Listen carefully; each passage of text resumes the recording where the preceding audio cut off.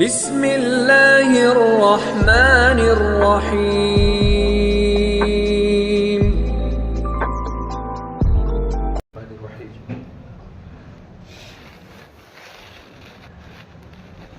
الحمد للہ الذي رفع السماء بقدرته ودح الارض بمشيته واستوى على العرش بقوته ليس له بديل ولا عديل ولا شارك ولا مشارك ونشهد أن لا إله إلا الله وحده لا شريك له ونشهد أن سيدنا وسندنا وأولانا ومولانا محمدا عبده ورسوله صلى الله عليه وعلى آله وأصحابه وأتباعه أما بعد فأعوذ بالله من الشيطان الرجيم بسم الله الرحمن الرحيم حميم والكتاب المبين إنا أنزلناه في ليلة مباركة إنا كنا منذرين فيها يفرق كل أمر حكيم أمرا من عندنا إنا كنا مرسلين رحمة من ربك إنه هو السميع العليم. وعن علي بن أبي طالب رضي الله تعالى عنه قال النبي صلى الله تبارك وتعالى عليه وسلم إذا كانت ليلة النصف من شعبان فقوموا ليلها وصوموا نهارها فإن الله سبحانه تبارك وتعالى ينزل فيها بغروب الشمس إلى سماء الدنيا فيقول هل من مستغفر فأغفر له هل مسترزق فأرزقه هل من مبتل فأعافيه ألا كذا وكذا حتى يطلع الفجر رواه ابن ماجه. وقال النبي صلى الله تبارك وتعالى عليه وسلم شعبان الشهر ورمضان شهر الله رواه الطبراني او كما قال النبي صلى الله تبارك وتعالى عليه وسلم. میرے محترم پیارے بھائیو، یہ جو مہینہ چل رہا ہے بڑا مبارک مہینہ چل رہا ہے. یہ مہینہ شعبان کا مہینہ ہے. فرمان اللہ کے نبی صلی اللہ تبارک و تعالی علیہ وسلم نے شعبان الشہر و رمضان الشہر اللہ، کہ شعبان میرا مہینہ ہے اور رمضان اللہ تبارک و تعالی کا مہینہ ہے. صحیح ترمذی کی روایت ہے جو اسامہ فرماتے ہیں، اسامہ بن زید، کہ اللہ کے نبی صلی اللہ تبارک و تعالی علیہ وسلم شعبان کے مہینے میں جتنے روزے کثرت سے رکھتے تھے اتنے کسی مہینے میں نہیں رکھتے تھے. کبھی کبھی تو آپ پورا شعبان کا مہینہ روزہ رکھا کرتے تھے، جن کو صوم وصال کہتے ہیں. نہ سحری فرماتے تھے نہ افطاری فرماتے تھے، پورا شعبان کا مہینہ روزہ رکھتے تھے. تو صحابہ نے پوچھا یا رسول اللہ صلی اللہ علیہ وسلم، آپ شعبان کے مبارک مہینے میں اتنے کثرت سے روزے رکھتے ہیں، اتنے روزے آپ کسی اور مہینے میں نہیں رکھتے. تو فرما اللہ کے نبی صلی اللہ تبارک و تعالی علیہ وسلم نے یہ جو مہینہ کے شعبان کا جو رجب اور رمضان کے درمیان ہے، اس میں اکثر مجمع غفلت سے یغفل الناس، اکثر مجمع غفلت میں زندگی گزارتا ہے. اور اس مہینے میں پروردگار عالم کے پاس اعمال پہنچتے ہیں. فَأُحِبُّ أَن يُرْفَعَ عَمَلِي وَأَنَا صَائِمٌ، اور میں چاہتا ہوں جس وقت میرا عمل اللہ تعالیٰ کی بارگاہ میں پہنچے میں روزے کی حالت میں رہوں. تو اللہ کے نبی صلی اللہ تبارک و تعالی علیہ وسلم شعبان کے مہینے میں کثرت سے روزہ رکھا کرتے تھے.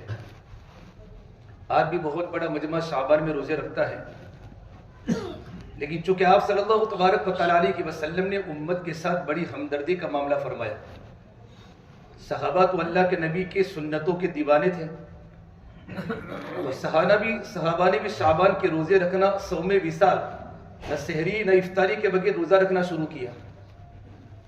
تو آپ نے صحابہ کی تربیت فرمائی، ایکم مثلی، تم میرے جیسا بننا چاہتے ہو، یطعمنی ربی ویسقینی ربی، کہ میرا رب تو مجھے کھلاتا ہے، میرا رب تو مجھے پلاتا ہے. میں جب اللہ کا ذکر کرتا ہوں تو میرا پیٹ بھر جاتا ہے. اگر تمہیں روزے شعبان کے رکھنے ہو لگاتار تو 15 شعبان تک رکھو. اذا انتصف شعبان فلا تصوموا رواہ الترمذی، ترمذی شریف کی روایت ہے جب 15 شعبان پورے ہو جائے تو پھر روزے مت رکھو، اس لیے کہ شعبان کے روزے رکھنا نفل ہے، رمضان کے روزے رکھنا فرض ہے.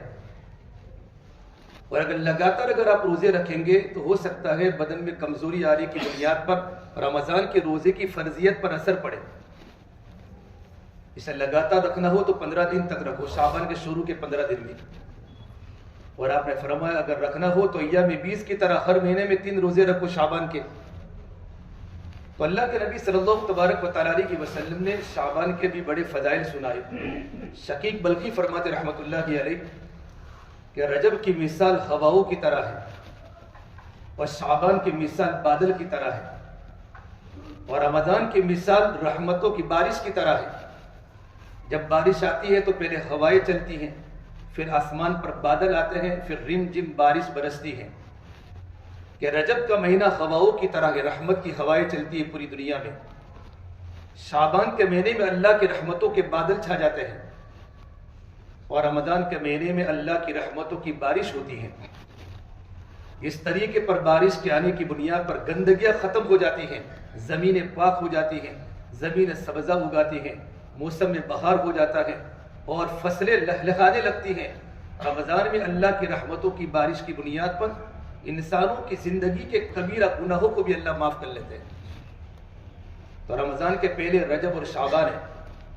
وہ جو مشہور دعا ہم سب مانگتے ہیں، آپ صلی اللہ تبارک و تعالیٰ علیہ وسلم رجب کا چاند دیکھتے ہی آپ درازی عمر کے لیے آپ دعا فرماتے تھے، اللہم بارک لنا فی رجب و شعبان و بلغنا رمضان. یا اللہ تو رجب کے مہینے میں برکت دے، شعبان کے مہینے میں برکت دے اور تو میری عمر کو اتنی لمبی کر کہ میں رمضان تک پہنچ جاؤں تاکہ رمضان کے مبارک مہینے سے فائدہ اٹھا سکوں. شعبان کے مبارک مہینے میں ایک رات ہے، جو رات آج کے شب برات. برات کا معنی ہوتا ہے اس رات میں اللہ تبارک و تعالیٰ ہزاروں نہیں لاکھوں کی تعداد میں انسانوں کو جہنم سے آزاد کرتا ہے. شب برات کی رات میں 15ویں شعبان کی رات ہے، یہ بڑی مبارک رات ہے. لیکن شب برات کی لائن کے بارے میں مفتی محمد تقی عثمانی صاحب دامت برکاتہ فرماتے ہیں کہ 10 صحابہ کرام سے اس روایت کی فضیلتیں ثابت ہیں. 10 صحابہ کرام سے، اور اس کے بارے میں 13 اور 14 روایتیں ہیں. 13 اور 14 یہ تمام کی تمام روایات ضعیف ہیں. حدیث میں ہمارے علماء کی بڑی جماعت بیٹھی ہے، صحیح ہوتی ہے، حسن ہوتی ہے، حسن لغیری ہوتی ہے، حسن لذاتی ہوتی ہے، لیکن یہ درجہ ضعیف کا ہے. لیکن ضعیف موضوع نہیں ہوتی. جتنی بھی احادیث کے ذخیرے میں جتنی ضعیف حدیثیں ہوتی ہیں یہ موضوع کا ہم پلہ نہیں ہوتی. احکام اور عقائد اور حلال و حرام کے علاوہ کسی بھی عمل کو فضیلت کو ثابت کرنے کے لیے کچھ شرطوں کے ساتھ ضعیف روایتوں پر اکثر حضرات نے عمل کیا ہے. اکثر حضرات نے عمل کیا ہے. سے محققین اور محدثین کا اصول ہے کہ جب کمزور روایتیں اتنی تواتر کے ساتھ ہو تو تواتر کے ساتھ ثابت ہونے کی وجہ سے اس کا درجہ حسن لغیرہ ہی تک پہنچ جاتا ہے، پھر یہ روایتیں قابل استدلال بن جاتی ہیں. علامہ ابن حمام نے فتح القدیر میں لکھا ہے جب کوئی روایت ضعیف ہو، موضوع نہ ہو، من گڑت نہ ہو، بلکہ ضعیف روایت ہو تو کم سے کم اس سے استحباب کا درجہ ثابت ہو جاتا ہے. شب برات کے بارے میں جو ہماری 13-14 روایتیں ہیں ساری روایتیں ضعیف ہے. بعض روایتوں میں ذوب و شدت ہے، یعنی بہت ہی کمزور ہے، جن کے راویوں پر جرح کی گئی ہے، جھوٹے راوی ہے بیچ میں بیان کرنے والے. اور بعض روایات میں کم جرح ہے، ہلکا صرف ضعف ہے. لیکن مفتی محمد تقی عثمانی صاحب اور علماء کی بہت بڑی جماعت کا کہنا ہے یہ ضعیف احادیث اتنی تواتر کے ساتھ ہے کہ اس کا درجہ حسن لغیری تک پہنچ جاتا ہے. البتہ فرائض اور سنت کا درجہ تو نہیں ہوتا، کم سے کم مستحب کا درجہ ہو سکتا ہے کہ اگر آدمی عمل کرے تو اس کو استحباب کا اجر ملے گا، مستحب کا ثواب ملے گا. لیکن کوئی واجب عمل بھی نہیں، کوئی فرض عمل بھی نہیں.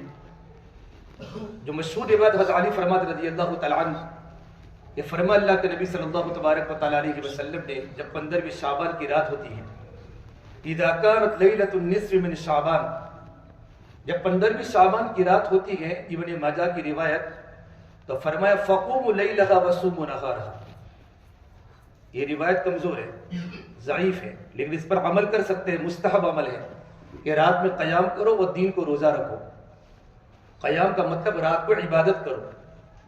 مفتی محمد سعید پالمپوری صاحب دامت برکات رحمۃ اللہ کی علیہ فقیہ النفس بہت بڑے عالم دین تھے.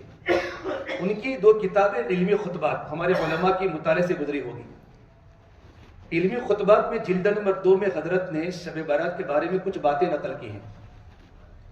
وہ فرماتے ہیں شب برات میں 4 عمل کرنے چاہیے. 4 عمل کم سے کم. پہلی بات فرمائی کہ شب برات کی رات میں انفرادی عمل اپنے گھروں میں کریں. مسجدوں میں کمکمے جیسے شہروں میں عام طور پر معمول ہوتا ہے پوری رات مسجدیں آباد رہتی ہیں, کمکمے اور لائٹیں اور چراغ جلاتے ہیں, ایک شور ہوتا ہے پورے شہر میں. یہ ساری کی ساری خرافات اور بدعت ہے. اپنے گھروں میں انفرادی عمل کریں, نماز پڑھیں, صلاۃ تسبیح کی نماز کم سے کم انفرادی طور پر پڑھے, صلاۃ التوبہ پڑھے, کچھ نفلیں پڑھے, صدقہ کرے اپنے گھر میں. یہ عمل بتایا. فقوموا لیلھا وصوموا نہارھا. اللہ تبارک و تعالیٰ موقع دے تو کل کا روزہ رکھے. کل کا روزہ نہ سنت ہے نہ فرض ہے, مستحب ہے. کرو تو ثواب ملے گا, نہ کرو تو کوئی گناہ نہیں. مستحب عمل ہے. مستحب کا اس کو بولتے ہیں کرو گے تو اجر ملے گا. لیکن چونکہ اللہ کے نبی صلی اللہ تبارک و تعالیٰ علیہ وسلم شعبان میں کثرت سے روزہ رکھا کرتے تھے, اگر آپ نے شعبان کی بنیاد پر روزہ رکھا تو آپ کو یہ فضیلت بھی مل جائے گی اور ضعیف حدیث پر عمل بھی ہو جائے گا. نمبر 3 حضرت نے فرمایا اس رات میں اپنے لیے اپنے مرحومین کے لیے ایصال ثواب کریں, لیکن اس کے لیے کوئی قبرستان میں جانے کی ضرورت نہیں ہے. آپ صلی اللہ تبارک و تعالیٰ علیہ وسلم شب برات میں ایک ہی بار قبرستان گئے, وہ بھی چپکے گئے. یہاں تک کہ اپنی بیوی عائشہ کو بھی پتہ نہیں تھا, وہ تو عائشہ نے پیچھا کیا. میں آپ کو روایت بتاتا ہوں, بیہقی کی روایت ہے. تو حضرت عائشہ کو پتہ چلا. اور علامہ ابن حمام نے فتح القدیر میں لکھا ہے اور ملا علی قاری نے مرقات میں لکھا ہے کہ میرے آقا صلی اللہ تبارک و تعالیٰ علیہ وسلم شب برات کی رات میں قبرستان میں اس رات کی خصوصیت کی بنیاد پر نہیں گئے تھے, بلکہ آپ کا عام معمول تھا. اس نے اس رات میں اپنے مرحومین کے لیے ایصال ثواب کرے, کچھ پڑھ کے ان کے لیے ایصال ثواب کی نیت کرے. اور چوتھی بات فرمائی حضرت نے کہ اگر آپس میں کوئی کینہ ہے, جھگڑا ہے, تو اس رات میں صلح صفائی کرے. یہ 4 عمل شب برات کے مستحب عمل ہے. پھر فرمایا یہ ساری کی ساری روایتیں ضعیف ہے. علماء کرام کے سامنے بات آنی چاہیے, جب ضعیف روایات کے مقابلے میں صحیح حدیث ہو تو صحیح حدیثوں کی موجودگی میں ضعیف روایات پر عمل نہیں ہوگا. لیکن چونکہ شب برات کی 13-14 ان کے علاوہ کوئی حدیث صحیح ہے ہی نہیں, بلکہ جتنی یہ ساری کی ساری ضعیف ہے, تو ضعیف حدیث پر عمل کر سکتے ہیں. اس پر عمل کرنا کیا ہوگا, مستحب ہوگا. یہ صلاۃ التسبیح کی نماز ہے, اس میں بارے میں کوئی صحیح حدیث نہیں ہے. 11 کی 11 روایتیں ضعیف ہیں, لیکن ہمارے اکابر تواتر کے ساتھ صلاۃ التسبیح کی نماز پڑھتے آئے ہیں. لیکن ضعیف روایت سے کوئی سنت کا درجہ اور کوئی فرض کا درجہ ثابت نہیں ہوگا. لیکن جمہور علماء کرام کا متفقہ فیصلہ ہے کہ شب برات کی رات میں تمام روایتیں حسن لغیری تک پہنچ جاتی ہیں, تو اس رات کی اہمیت بھی ہمارے دل میں ہونی چاہیے. بعض علماء کرام نے اس رات کی اہمیت کو بالکل ختم کر دیا, جیسے سلفی لوگ ہیں, اہل حدیث قسم کے لوگ ہیں, جو شب برات کی تمام روایتوں کو موضوع کہتے ہیں, من گڑت کہتے ہیں. یہ غلط ہے. اور بعض لوگوں نے شب برات کی رات کو حلوے کی رات بنا لی. حلوے کی رات, میٹھی رات, قبرستان میں گزرگاہوں کی رات, پورے بازار میں شور کی رات. خرافات اور بدعات, یہ بھی بہت بڑا کبیرہ گناہ ہے. اہل سنت والجماعت کا معتدل جو مسئلہ ہے, اس رات کی جتنی فضیلت, اس فضیلت پر عمل کرنا چاہیے. اس کے بارے میں جو مشہور روایت ہے, بیہقی کی روایت, انس بن مالک فرماتے ہیں, عائشہ فرماتی ہے رضی اللہ عنہا کہ اللہ کے نبی صلی اللہ تبارک و تعالیٰ علیہ وسلم کی میرے گھر پر سونے کی باری تھی. آپ کی 11 بیویاں تھیں, 2 بیویاں کا تو انتقال ہو چکا. مدینہ منورہ میں آپ کے 9 گھر تھے, 9 بیویاں تھیں, اور آپ باری باری ہر بیوی کے گھر پر رات کو آرام فرماتے تھے. لیکن اللہ تبارک و تعالیٰ کی طرف سے اللہ کے نبی پر مقرر نہیں تھا کہ اب ہر بیوی کی باری باری کو اپناوے. امت پر تو ہے, لیکن آپ صلی اللہ تبارک و تعالیٰ علیہ وسلم اپنی امت کو تعلیم دینے کے لیے کہ اگر کسی کی 4 بیویاں ہو, چونکہ امتی 4 سے اوپر نکاح نہیں کر سکتا, 2 ہو, 3 ہو, 4 ہو, تو فرمایا باری باری ہر ایک بیوی کے حقوق کو ادا کرے. تو عائشہ فرماتی میرے گھر پر سونے کی باری تھی, اور اللہ کے نبی صلی اللہ تبارک و تعالیٰ علیہ وسلم میرے گھر میں انٹر ہوئے, میرے گھر میں داخل ہوئے. رات کا وقت تھا, میں تھوڑی جاگ رہی تھی. آپ نے آہستہ سے دروازہ کھولا. یہ ہم لوگ رات کو جاتے ہیں نا دیر سے اور دروازہ کھٹکھٹاتے ہیں، یہ کبیرہ گناہ ہے. بیوی کو تکلیف پہنچانا بھی گناہ ہے. میرے آقا صلی اللہ تبارک و تعالیٰ علیہ وسلم گھر میں اس طریقے پر داخل ہوئے اور آپ نے سلام کیا اور اس طریقے پر دروازہ کھولا کہ سونے والے کی نیند میں خلل نہ پڑے، اور سلام اس طریقے پر کیا کہ جاگنے والا سلام کا جواب دے سکے، سونے والا سو جاوے. سلام نہ سنے تو جواب کیسے دے گا؟ اور اللہ کے نبی صلی اللہ تبارک و تعالیٰ علیہ وسلم کا عادت شریفہ تھی. آپ گھر میں داخل، دیکھو گھر میں داخل ہونے کی سنت ہے، آپ مسواک کر کے گھر میں داخل ہوتے تھے. تمباکو کھاتے کھاتے گھر میں داخل ہونا، بیوی سے ملنا، اتنی تکلیف ہوتی ہے ان بیویوں کو جا کر پوچھو جو تمباکو نہیں کھاتے. سگریٹ پیتے پیتے داخل ہونا، بیڑیا پیتے پیتے گھر میں انٹر ہونا اور بیوی سے ملاقات کرنا. آج کل تو ہمارے احمد آباد کے شہروں میں لوگ شراب پیتے پیتے گھر میں داخل ہوتے ہیں اور ڈرگس کھاتے کھاتے گھر میں داخل ہو رہے ہیں. اللہ کے نبی صلی اللہ تبارک و تعالیٰ علیہ وسلم کی عادت دیکھیے، شمائل ترمذی میں آپ مسواک کر کے گھر میں داخل ہوتے تھے، آپ سلام کر کے گھر میں داخل ہوتے تھے اور مسکراتے چہرے سے گھر میں داخل ہوتے تھے. آپ کے چہرے پر تبسم ہوتا تھا. ابو بکر صدیق کو کسی نے پوچھا کہ اللہ کے نبی کے باہر کی زندگی کیا ہے؟ تو صدیق اکبر اللہ کے نبی کے خاص صحابی ہیں.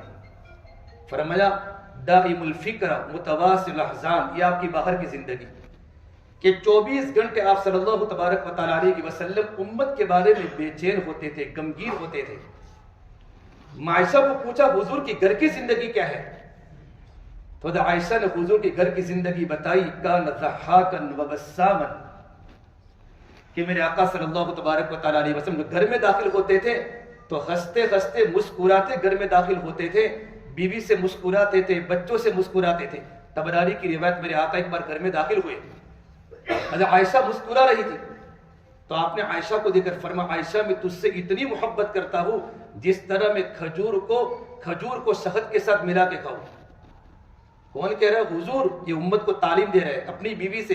جو جتنا آدمی بیوی سے زیادہ محبت کرتا ہے وہ متقی ہے، کہ جس کے دل میں بیوی کی محبت زیادہ ہوگی اس کی نظر غیر کی طرف کبھی نہیں جائے گی. آپ فرماتے عائشہ مجھے تجھ سے اتنی محبت ہے کہ میں کھجور کو شہد کے ساتھ ملا کر کھاؤں. تو عائشہ نے فرمایا اتنی محبت ہے مجھے تو آپ سے اتنی محبت ہے کہ میں کھجور کو مکھن کے ساتھ ملا کر کھاؤں. یہ میاں اور بیوی کی بات امت کو تعلیم دینے کے لیے ہے. تو آپ گھر میں داخل ہوئے. عائشہ فرماتی ہے آپ نے اپنے کپڑے چینج کیے، کپڑوں کو بدلا، آپ تھوڑی دیر آرام کیا، پھر دوبارہ اٹھے، آپ نے اپنے کپڑے پہنے اور اپنا گھر کا دروازہ کھول کر آپ گھر سے نکل گئے. حضرت عائشہ فرماتی میرے دل میں بات آئی کہ حضور رات کو کہاں گئے، کیونکہ آپ کی 9 بیویاں تھیں نا اللہ کے نبی کی. تو حضرت عائشہ فرماتی میرے دل میں خیال آیا کہ آپ صلی اللہ تبارک و تعالیٰ علیہ وسلم میری باری کو چھوڑ کر کسی اور میری سوکن کے گھر میں داخل ہوئے ہیں.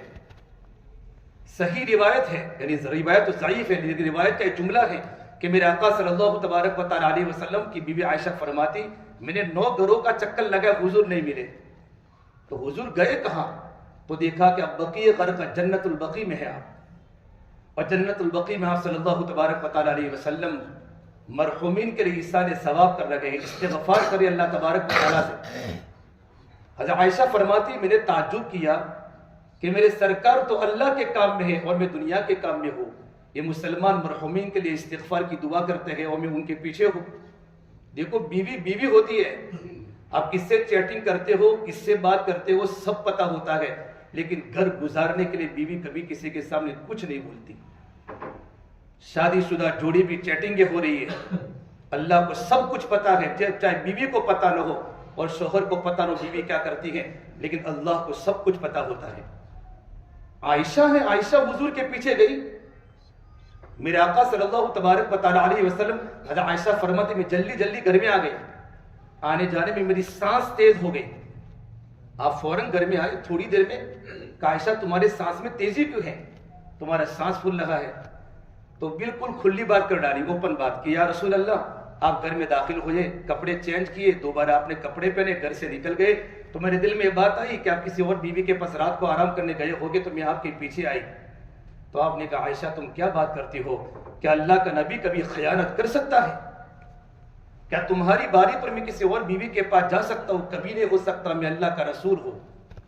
اصل بات یہ تھی میں گھر میں سو جاتا، جبرائیل آئے اور جبرائیل نے کہا یا رسول اللہ آج 15ویں شعبان کی رات ہے، 15ویں شعبان کی رات ہے، اور آج اللہ تبارک و تعالیٰ بنو کلب کے بکریوں کے بالوں کے برابر، عرب کا ایک قبیلہ ہے بنو کلب کا، وہ بکریوں کے بڑے ریوڑ ہوتے تھے بکریوں کے، ان بکریوں کے ریوڑ کے بالوں کے برابر اللہ تعالیٰ انسانوں کو جہنم سے آزاد کرتا ہے، آزاد کرتا ہے۔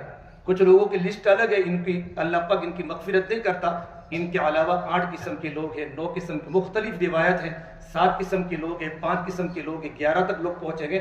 ان لوگوں کے علاوہ پروردگار عالم تمام دنیا انسانیت کو اللہ پاک جہنم سے آزاد کرتا ہے۔ پھر اللہ کے نبی نے حضرت عائشہ کو پوچھا عائشہ اگر آپ کی اجازت ہو تو میں نماز پڑھوں؟ نفل نماز پڑھنے کے لیے بیوی کی اجازت ضروری ہے، چونکہ رات کو حق بیوی کا ہے، بازار کا نہیں ہے۔ 12 بجے تک بیٹھنا، اللہ کے سامنے جواب دینا پڑے گا۔ رات کو بیوی کا ان لزوجک علیک حق۔ ہم معاشرت کے آداب سے ہمارا مجمع غافل ہے کہ اللہ کے نبی کی گھر کی زندگی کیسی تھی، گھروں کی زندگی کیا ہے، حسن معاشرت کیا ہے۔ تو پوچھا عائشہ اگر تمہاری اجازت ہو تو میں نفل پڑھوں؟ حضرت عائشہ نے کہا میرے ماں باپ آپ پر قربان یا رسول اللہ، آپ پڑھ سکتے ہیں۔ حضرت عائشہ فرماتی میرا گھر اتنا چھوٹا تھا، آپ صلی اللہ تبارک و تعالیٰ علیہ جب قیام فرماتے تھے، جب رکوع کرتے تو میں سیدھی لیٹتی تھی، آپ اس سجدے میں جاتے تو میں اپنے پیروں کو سکڑتی تھی، اتنا چھوٹا کمرہ تھا۔ اور آپ نے اپنے گھر میں نماز پڑھی، آپ کا گھر کا دروازہ مسجد نبی کے قریب تھا، لیکن شب برات میں آپ نے نماز مسجد میں نہیں پڑھی اور اپنی بیوی کو بھی نہیں جگایا۔ سمجھتے ہو اس رات کی اہمیت؟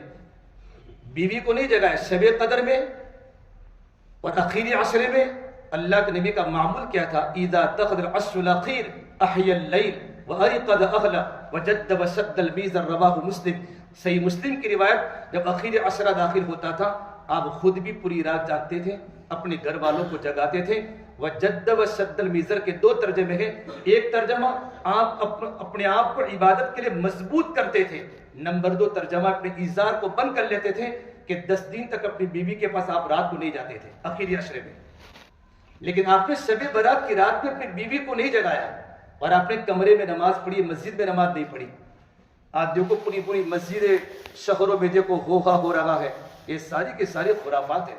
اور گھر کتنا چھوٹا، معائشہ فرماتے صدے فرماتے تو میرے پیر سکڑ جاتے تھے کہ مفتی سعید صاحب نے کہا گھر میں جتنا ہو سکے نوافل کا اہتمام کریں۔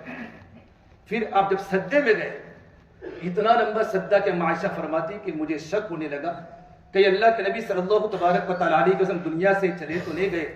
تو میں اٹھی اور آپ کے تلوے مبارک پر اپنا ہاتھ رکھا تو اللہ کے نبی کے تلووں میں حضور کی جان کے اثرات محسوس ہوئے۔ میں نے اللہ کے نبی کو سجدے میں دعا پڑھتے سنا، اعوذ بعفوک من عقابک واعوذ برضاک من سخطک واعوذ بک منک جل وجهک لا احصی ثناء علیک انت کما اثنیت علی نفسک۔ بار بار آپ سجدے میں شب برات کی رات میں دعا پڑھ رہے تھے۔ فجر ہوئی، روایت میں لکھا ہے کہ ماں عائشہ نے تہجد بھی نہیں پڑھی، سیدھی فجر میں اٹھی حضرت عائشہ اس دن، اور اللہ کے نبی صلی اللہ تبارک و تعالیٰ علیہ وسلم نے حضرت عائشہ کو اٹھایا، آرام ہو گیا ہوگا پھر اٹھایا۔ حضرت عائشہ نے کہا یا رسول اللہ میں نے وہ دعا سیکھ لی جو آپ نے سجدے میں پڑھی تھی، کہ عائشہ تم سناؤ۔ حضرت عائشہ نے وہ دعا سنائی کہ جبرائیل نے مجھے کہا تھا یا رسول اللہ اس دعا کو بار بار اپنے سجدے میں پڑھتے رہے۔ مولانا عاشق الہی بلند شہری رحمۃ اللہ علیہ نے اس دعا کے اندر جو مغز نکالا ہے، ایک ایک جملہ جو اللہ کے سامنے جو تڑپنے والا ہے، اس کے وہ تراجم ہیں کہ کتنی تواضع، انکساری اور عبدیت کے ساتھ اللہ کے سامنے اپنے آپ کو جھکایا ہے۔ یہ دعا پڑھنا بھی شب برات کی رات میں سنت ہے، تو کوئی انسان نفل نماز پڑھے سجدے میں دعا پڑھتا رہے۔ ملا نے تاریخ مرکات میں لکھا ہے کہ حضرت عمر رضی اللہ تعالیٰ عنہ اور عبد المسعود کا شب برات کی رات میں معمول تھا کہ اللہ سے یہ دونوں یہ دعا کرتے رہے۔ مرکات میں لکھا ہے ملا علی قاری نے کہ اللہ تبارک و تعالیٰ اگر تیرے تقدیر معلق میں اگر ہمارے بارے میں بدقسمتی لکھی ہے تو اللہ تو اس کو مٹا دے، فمحو، اس کو مٹا دے اور ہمارے بارے میں اچھی قسمت لکھ دے۔ اور اگر تو نے ہمارے بارے میں اچھی قسمت تقدیر معلق میں لکھی ہے تو اللہ تبارک و تعالیٰ اس کو برقرار رکھ۔ تقدیر کے قاضی تو آپ ہیں، آپ چاہے تقدیر کو بدل سکتے ہیں۔ یہ دعا مانگنا بھی سنت ہے۔ یہ حدیث جو ابن ماجہ کی تھی کہ دن کو روزہ رکھو، رات کو قیام کرو، پھر اللہ تبارک و تعالیٰ شب قدر کی طرح فَإِنَّ اللَّهَ يَنزِلُ فِيهَا بِغُرُوبِ الشَّمْسِ الى سماء الدنیا، یعنی مغرب سے ہی شروع ہو گئے، اللہ تبارک و تعالیٰ سماء دنیا پر آتے ہیں، اور آنے کے بعد اللہ تعالیٰ اپنے بندوں کو فرماتے فیقول هل من مستغفر فاغفر له، ہے کوئی گناہوں سے مغفرت چاہنے والا، میں اس کے گناہوں کو معاف کروں۔ تہجد کے وقت تو اللہ روزانہ پہلے آسمان پر آتے ہیں، عام دنوں میں، رمضان کے مہینے میں پہلی چاند پر اللہ پہلے آسمان پر آتے ہیں، اور شب برات میں شب قدر کی طرح مغرب سے فجر تک ہوتے ہیں۔ پھر دوسرا سوال ہوتا ہے الا مسترزق فارزقہ، ہے کوئی روزی کو طلب کرنے والا، میں اس کے لیے روزی کے دروازے کھول دوں۔ حل من مبتلا فعافیہ، ہے کوئی پریشان دکھ والا، پریشان تکلیف میں، میرے سامنے صرف ہاتھ اٹھا کر اپنے گھر میں دعا کرے، میں اس کی پریشانی کو دور کروں۔ اللہ قضا و قضا، یا کوئی بھی کام ہو، حتی تطلع الفجر، یہاں تک کہ صبح صادق کے طلوع ہونے تک پروردگار عالم کی طرف صدا چلتی رہتی ہے۔ اس سے میرے اس مبارک رات کے اندر ہم جتنا ہو سکے نوافل کا اہتمام کریں، لیکن میں نے آپ کو حادث کا درجہ سنا دیا، لیکن فرمایا کہ اللہ تبارک و تعالیٰ اس رات میں تمام کی مغفرت کرتا ہے، کچھ لوگوں کا لسٹ باقی رہتا ہے، جب تک وہ لوگ توبہ نہیں کرتے اللہ ان کی مغفرت نہیں کرتا۔ دیکھو شب برات کی روایت اگرچہ ضعیف ہو، لیکن شب قدر کے اندر بھی یہ بات ہے، وہ روایت تو بالکل صحیح ہے، شب قدر سامنے ہی ہے۔ تو شب برات جیسی رات اور شب قدر جیسی رات میں اللہ ان لوگوں کی مغفرت نہیں کرتا، یہ محروم القسمت لوگ ہیں۔ نمبر ایک شرک کرنے والا، شرک کرنے والے کی مغفرت نہیں ہوتی۔ شرک کرنے والا الذین آمنوا ولم یلبسوا ایمانهم بظلم، ایمان لانے کے بعد اپنے ایمان کے ساتھ شرک کو نہیں ملایا، ان کے لیے دنیا کے اندر بھی امن ہے اور آخرت کے اندر بھی امن ہے۔ اور بھائیو، چونکہ ہمارا پورا ماحول ہے برادری کا، اس لیے یہاں شرک کو ہم سمجھ میں نہیں، اللہ کا کرم ہے کہ تبلیغ کی محنت کی برکت سے، مکاتب کی برکت سے ہمارے دل میں توحید ہے، لیکن ہم شہروں میں رہتے ہیں، وہاں دیکھتے رہتے ہیں، وہاں لوگ اچھے لوگ وقت لگا ساتھی مزاروں پر جا کر سوال کرتے ہیں۔ جنید بغدادی رحمۃ اللہ علیہ کے پاس ایک عورت ہے کہ حضرت میں کتنی حسین ہوں، یوں کر کے اپنا نقاب ہٹا کے میں کتنی حسینہ ہوں، میں کتنی جمیلہ ہوں، تب بھی میرا شوہر دوسری نکاح کرنے کا ارادہ کرتا ہے۔ حضرت جنید بغدادی نے فوراً بے ہوش ہو گئے، غشی طاری ہو گئی۔ تو مریدی نے بڑے حضرت جب افاقہ ہوا کہ آپ کو بے ہوش ہونے کی کیا ضرورت تھی، خالی نے اتنا کہا ہے میں کتنی حسینہ ہوں، کتنی جمیلہ ہوں، تب بھی میرا شوہر دوسرا نکاح کرنے کا ارادہ کر رہا ہے۔ تو جنید بغدادی نے فرمایا دیکھو ایک مخلوق اپنے ساتھ اپنے پارٹنر کو برداشت نہیں کر سکتی، تو رب العالمین اپنے ساتھ اپنے پارٹنر کو کیسے برداشت کریں گے؟ اللہ کی ذات ایک ہے اور اللہ سارے گناہ کو معاف کرے گا، اللہ شرک کو معاف نہیں کرے گا۔ ان اللہ لا یغفر ان یشرک بہ ویغفر ما دون ذلک لمن یشاء، قرآن کریم جگہ جگہ پر اللہ نے شرک کو فرمایا ومن یشرک باللہ فقد حرم اللہ علیہ الجنہ ومأواہ النار وما للظالمین من انصار، جس نے اللہ کے ساتھ کسی کو شریک کیا اللہ نے اس پر جنت کو حرام کر دیا، اس کا ٹھکانہ جہنم ہے، اور ظالمین کا کوئی مددگار آخرت میں نہیں ہوگا۔ تو شرک کرنے والا شب قدر کی رات میں بھی اور شب برات کی رات میں بھی نماز پڑھنے والا ہو 5 وقت تب بھی مغفرتیں ہوتی۔ نمبر 2 دل میں کینہ رکھنے والا، یہ بیماری تو گھر گھر ہے۔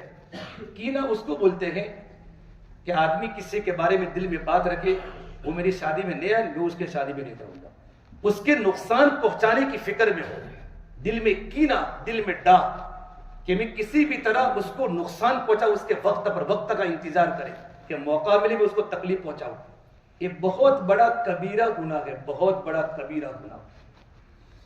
اور آج ہم اپنے دل میں کینہ کو اس طریقے پر پالتے ہیں جس طرح ماں اپنے بیٹے کو پالتی ہے، ماں بیٹے کو پالتی ہے، بیٹا بڑا ہوتا رہتا ہے، اس طرح دل میں کینہ پال پال کر دل میں کینہ کو بڑا کر رہے ہیں۔ شب برات کی رات میں، شب قدر کی رات میں انسان کی مغفرت نہیں ہوتی۔ جابر عبداللہ فرماتے، صحیح بخاری کی روایت، نحن مستمعون، ہم لوگ بیٹھے تھے، آپ صلی اللہ تبارک و تعالیٰ علیہ وسلم ہمارے پاس تشریف لائے، پھر آپ نے کہا یا معشر المسلمین اتقوا اللہ وصلوا ارحامکم، یہ مسلمانوں کی جماعت، تم اللہ سے ڈرو اور رشتہ داروں سے اچھا برتاؤ کرو، اور صلہ رحمی کا بدل جلدی ہوتا ہے۔ پھر آپ نے فرمایا جن کے دلوں میں کینہ ہے، جن کے دلوں میں کپٹ ہے کہ جنت کی مسافت، جنت کی خوشبو 1 مہینے کی مسافت سے آدمی محسوس کرتا ہے، لیکن ماں باپ کا نافرمان اور دل میں کینہ رکھنے والا اور قطع رحمی کرنے والا جنت کی خوشبو بھی سونگھ نہیں سکے گا۔ کتنا بڑا کبیرہ گناہ ہے۔ میں بس 5-7 منٹ بات کرتا ہوں، بہت اس میں تو لمبی لمبی باتیں ہیں۔ ایک بار آپ صلی اللہ تبارک و تعالیٰ علیہ وسلم بیٹھے ہوئے تھے، پورے صحابہ کا مجمع تھا، جبریل امین تشریف لائے۔ جبریل امین دحیہ قلبی کی شکل میں زمین پر آتے تھے۔ کتنی مرتبہ ہے حضور کے پاس قرآن کریم کی وحی کو لے کر 24,000 مرتبہ جبریل امین کی آمد ہوئی ہے۔ اللہ کے نبی کے پاس قرآن کریم کی وحی کو لے کر 2 مرتبہ حضور نے اصلی حالت میں دیکھا، ایک معراج میں دیکھا اور ایک شروع میں غار حرا میں دیکھا، باقی دحیہ قلبی کی شکل میں آتے تھے۔ جبرائیل آئے، پورے مسجد میں یوں کر کے نظر اٹھائی، صحابہ کا مجمع تھا بھرا ہوا، جو یہ مسجد بھری ہوئی ابھی، تو آپ نے کہا یا رسول اللہ ھذا ابو ذر، اللہ کے نبی ابو ذر غفاری ہے، کونے میں بیٹھے تھے، بہت بڑا مجمع ہے، ابو ذر غفاری ہے؟ تو کہا نعم یا جبرائیل ھذا ابو ذر، جبرائیل ابو ذر غفاری ہے، لیکن آپ ابو ذر کو کیسے پہچانتے ہیں؟ آپ آسمانوں کے آدمی، ابو ذر زمینوں کے آدمی، آپ آسمانوں کے فرشتے ہیں۔ تو عجیب بات جبرائیل کی، یا رسول اللہ، ابو ذر غفاری نے آپ کی صحبت میں رہ کر زندگی میں وہ کوالٹی بنائی، وہ صفات بنائے ہیں کہ ان کا چرچا تو تذکر بین الملائکہ، کہ ان کا چرچا تو آسمانوں کے درمیان فرشتوں میں ہو رہا ہے۔ دنیا کا انسان جنت میں تذکرے ہو رہے ہیں، ابھی زندہ ہے دنیا میں۔ جبرائیل امین چلے گئے آسمانوں پر، آپ نے ابو ذر غفاری کو تعال یا ابا ذر، ابو ذر میرے سامنے آؤ۔ تو آپ نے پہلا سوال کیا ہے، بماذا نال هذه الفضیلۃ یا ابا ذر، ابو ذر تم اس درجے پر کیسے پہنچ گئے کہ تمہارا چرچا تو آسمانوں پر ہو رہا ہے؟ تو کہ یا رسول اللہ، میرا تو کوئی عمل نہیں، جو آپ کے سامنے وہی عمل کر رہا ہوں۔ پھر ایک بات فرمائی، لیس فی قلبی غش لاحد، میرے دل میں کسی کے بارے میں کینہ نہیں ہے، کسی کے مال کو دیکھ کر، کسی کے علم کو دیکھ کر، کسی کے درجے کو دیکھ کر میرے دل میں کینہ اور کپٹ نہیں ہے۔ نمبر 2، لا احسد حسدا، میں کسی پر حسد نہیں کرتا، کسی کی نعمت کو دیکھ کر میں کسی پر عرشا نہیں کرتا۔ میرے آقا صلی اللہ تبارک و تعالیٰ علیہ وسلم نے صحیح ترمذی کی روایت، آپ کھڑے ہوئے اور آپ نے ابو ذر غفاری کی پیشانی پر بوسہ دیا کہ یا ابا ذر، اس مقام پر بہت کم لوگ ہیں، تمہارا تذکرہ اس لیے آسمانوں پر ہو رہا ہے۔ اسے بڑے دلوں کی صفائی پر تو جنت کی بشارت ہے۔ اخیر میرے نبی نے فرمایا انس بن مالک کو، یا بنی، میرے بیٹے، دیکھو انس بن مالک کو بیٹا کہا، بیٹا۔ اللہ کے نبی کی 10 سال انس بن مالک نے خدمت کی، کتنے سال؟ سماج ترمذی میں ہے کہ 10 سال کی خدمت میں کبھی مجھے ڈانٹا نہیں، کبھی مجھے بولا نہیں۔ ایک بار انس بن مالک کی والدہ نے انگور دیے، انگور کہ جب حضور کو دے کر آؤ ہدیے میں۔ انس بن مالک فرماتے میں نے انگور کا خوشہ ہاتھ میں لیا، لگے بہت اچھے، منہ میں پانی آ گیا، میرے دل میں آیا کہ کھٹے ہوں گے کہ میٹھے ہوں گے، یوں کر کے ایک چکھا، چکھتے چکھتے پورا، چکھتے چکھتے روایت سنا پورا ختم ہو گیا پورا خوشہ۔ اللہ کے نبی کو معلوم پڑ گیا، لیکن آپ نے انس بن مالک کو کچھ نہیں کہا۔ انس بن مالک فرماتے میں ایک بار راستے میں کھڑا تھا کہ آپ نے صرف کان پکڑ کے یوں کہا، انس، وہ انگور کا خوشہ جو ہوتا ہے وہ کھٹا تھا یا میٹھا تھا؟ یہ میرے نبی کی تربیت کا طریقہ ہے کہ آپ بچوں سے کس طریقے پر آپ تربیت فرماتے تھے۔ انس بن مالک کو فرمایا، تو انس بن مالک کو آپ نے کہا یا بنی ان قدرت ان تصبح وتمسی لیس فی قلبک غش لاحد فافعل، اے میرے بیٹے اگر تو صبح اس حالت میں کرے اور شام اس حالت میں کرے، رات کو سوتے وقت، کہ تیرے دل میں کسی مسلمان کے بارے میں کوئی کینہ اور کپٹ نہ ہو، تو اس کو کر۔ وذالک من سنتی، یہ میری عظیم سنت ہے۔ ذالک کا ترجمہ وہ نہیں ہوگا، اس میں اشارہ بعید کا ہے۔ ذالک الکتاب لا ریب فیہ، یہ وہ عظیم کتاب جس میں کوئی شک کی گنجائش نہیں ہے، یہ میری سنت ہے۔ پھر آپ نے کہا من احب سنتی فقد احبنی، جس نے میرے سنت سے محبت کی اس نے مجھ سے محبت کی، اور جس نے مجھ سے محبت کی وہ میرے ساتھ جنت میں داخل ہوگا۔ اس سے میرے بھائیو یہ کینہ پرور کی بھی مغفرت نہیں ہوتی۔ نمبر 3، والدین کی نافرمانی کرنے والا۔ والدین کی بہت لمبا موضوع ہے، صرف ایک روایت سناتا ہوں۔ والدین کی نافرمانی، قرآن کریم میں والدین کی نافرمانی کا جو لفظ ہے وہ ہے حقوق الوالدین۔ کیا ہے؟ حقوق، عق یعق عقوقا مصدر ہے، عق یعق عقوقا کا معنی کیا ہوتا ہے؟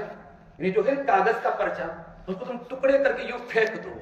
جو والدین کی نافرمانی کرے گا اللہ ٹکڑے ٹکڑے کر کے پھینک دے گا، نہ اس کی فرض قبول نہ اس کے نفل قبول، ولا صرفا ولا عدلا۔ ماں باپ جیسی کوئی دنیا میں نعمت نہیں ہو سکتی۔ جب انسان جب گھر سے نکلتا ہے تو سب سو جاتے ہیں، ماں نہیں سوتی، ہواؤں کے تھپیڑوں پر ماں اٹھ جاتی ہے، میرا جوان بیٹا آ رہا ہے، ماں ہوتی ہے۔ ایک صحابی نے پوچھا، یا رسول اللہ اگر میری ماں مجھ پر ظلم کرے تو بھی میری ماں کے ساتھ احسان کا حکم ہے؟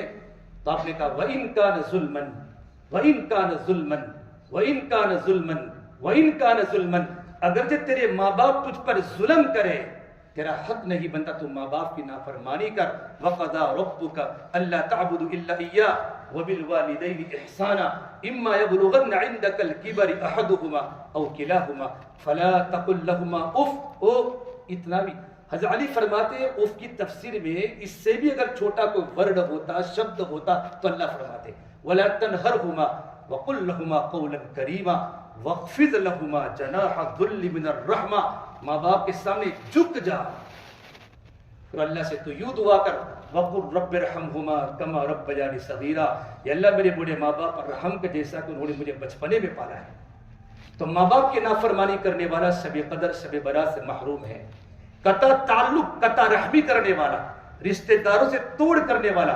دیکھو یہ تو خواص میں بھی ہے، ہوتا رہتا ہے کبھی آپس میں، لیکن دلوں میں رکھنا اور پھر ان کی نہ شادی میں نہ خوشی میں نہ غمی میں جانا بہت بڑا ہوتا ہے، کم گھر جاوے لیکن سلام تک بھی چھوڑ دینا، قطع رحمی کرنے والا شب قدر کی رات سے محروم ہوتا ہے۔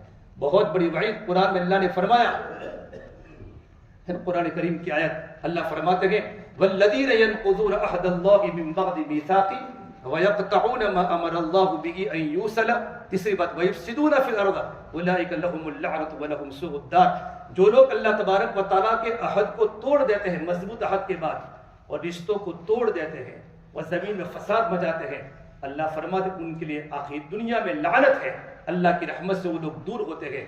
اور میرے نبی نے فرمایا اس قوم پر اللہ کی رحمت نازل نہیں ہوتی جس قوم میں ایک بھی قطع رحمی کرنے والا موجود ہو۔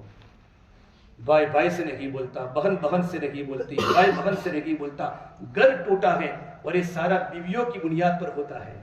بیوی جیسا کہتے ہیں ویسے بھائی گھروں میں چلتے ہیں، گھر ٹوٹ گئے، سنگ مرمر کے مکان بھی کانٹے دار صحرا بن گئے، گھروں میں ماربل ہونے کے باوجود گھروں میں دیواریں آ گئی، چھوٹی چھوٹی باتوں پر بیوی کی بات سن کر بھائی بھڑک اٹھا اور صبح اڑتے ہی بھائی نے آگ لگا دی پورے محلے میں۔ میرے بھائیو کبیرہ گناہ ہے، قطع رحمی کرنے والے کی مغفرت نہیں ہوتی، شراب پینے والے کی مغفرت نہیں ہوتی۔ ہماری قوم میں بھی شراب آ چکا ہے، بہت سے نوجوان کھانسی کی بوتلوں میں گولیاں ڈال کر ڈرگس کھا رہے ہیں، بمبئی میں تو ہے ہمارے، اور رات کے اندھیریوں میں حقہ اور نہ معلوم کیا کیا چل رہا ہے اور آگے کیا ہوگا۔ ماں باپ کو سب کچھ پتا ہونے کے باوجود ماں باپ کچھ نہیں بولتے۔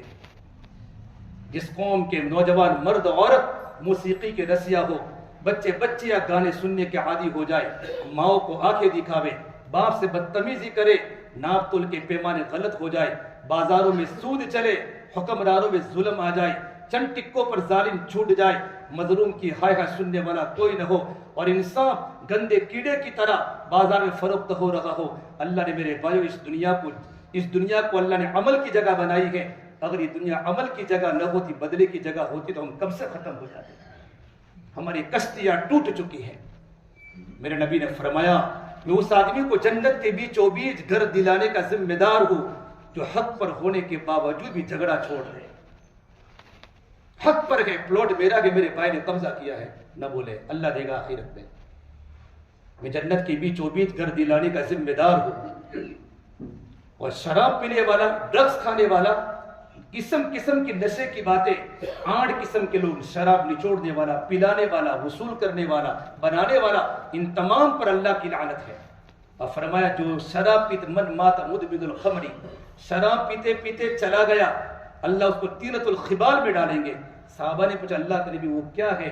کیا وہ جہنمی عورتوں کی شرنگا سے جو پانی نکلتا ہے جہنم میں وہ اس کو پلایا جائے گا؟ وہ جو انسان دنیا میں شراب سے بچے گا، اللہ اس کو اپنے ہاتھ سے وَسَقَاهُمْ رَبُّهُمْ شَرَابًا طَهُورًا، اللہ مبارک طہور شراب پلائے گا۔ تو شراب پینے والے کی مغفرت نہیں ہوتی، قتل کرنے والے کی، اب یہ تو ہمارے ہاں تو بہت بھاری بات ہے، لیکن سٹیوں میں 3-3 ہزار پر مرڈر ہو جاتے ہیں، 4-4 ہزار پر مرڈر ہو جاتے ہیں۔ وَمَنْ قَتَلَ نَفْسًا بِغَيْرِ نَفْسٍ أَوْ فَسَادٍ فِي الْأَرْضِ فَكَأَنَّمَا قَتَلَ النَّاسَ جَمِيعًا، کسی آدمی نے کسی انسان کو ایسے ہی قتل کر دیا تو گویا اس نے پوری انسانیت کو قتل کر دیا. اور فرمایا اللہ کے نبی صلی اللہ تبارک و تعالیٰ علیہ وسلم نے، ترمذی شریف کی روایت ہے، ایک انسان کا، مسلمان کا جان بوجھ کر قتل کرنا ساری دنیا ٹوٹ جاوے اس سے بڑا بھاری گناہ اللہ کی نگاہ میں. آگے فرمایا اس کی بھی مغفرت نہیں ہوتی، زنا کرنے والی کی مغفرت نہیں ہوتی، خاص طور پر پڑوسی لڑکی کے ساتھ زنا کرنے والا.